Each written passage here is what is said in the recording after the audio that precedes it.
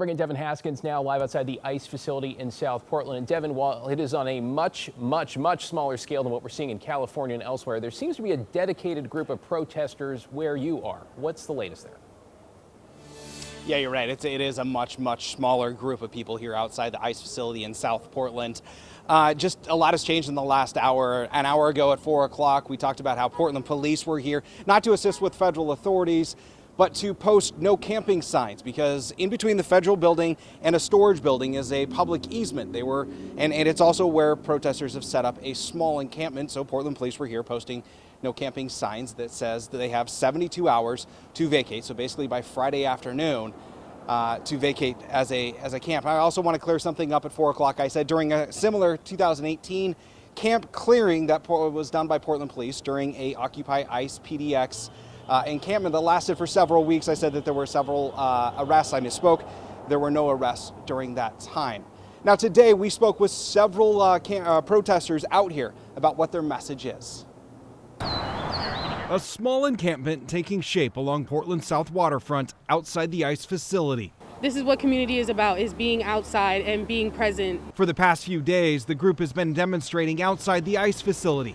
They say they're standing up against President Trump's immigration policies and recent raids and deportations by federal agents. Very angry about the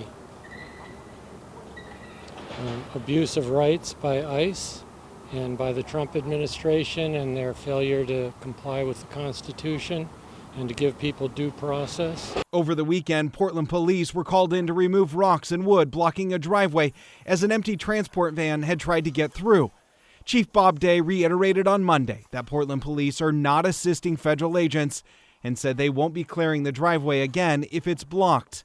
He says officers have been in touch with the demonstrators who are camped out. We've been working with demonstrators to try and encourage them to find another way to express their opinions and beliefs. This isn't the first time people have camped out next to the ICE facility.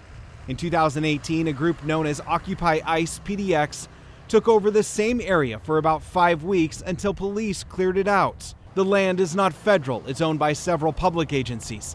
Day says they won't allow a similar occupation to happen again. We will not be allowing them to occupy or set up.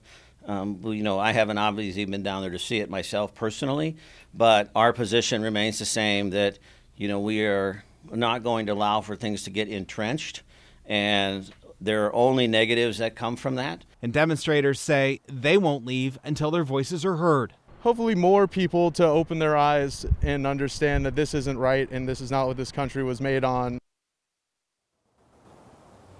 So again, those no camping signs were posted here in that public easement that say the encampment has to be gone within 72 hours. Obviously, they can still stand on the sidewalk to have their message heard. Back to you. Thanks. Devin Haskins in South Portland with the update. Appreciate it, Devin.